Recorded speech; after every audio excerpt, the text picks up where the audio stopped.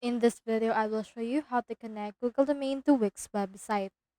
In order to do that, you can just head over to domains.squarespace.com/google-domains.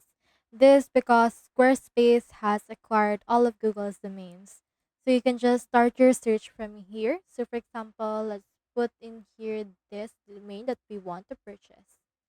Now it will show us some suggestions for the domain extensions. So from in here, just select one that you want to use. So for this, for example, let's choose this .org option. Let's click on this checkout and click on this checkout option. And then you can see this right here.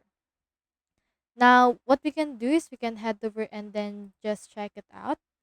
Now, once you have checked it out right here, next thing you need to do is you can head over and then just pay for it. And once you have paid for it and registered it to yourself, you can head over here to your Wix, scroll down and click on the settings option.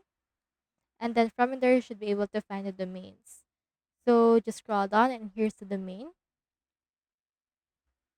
Now here it is. So just head over and then just put in here the domain that you have chosen. And then click on let's go. And then after that, just wait for it in order to show you the instructions.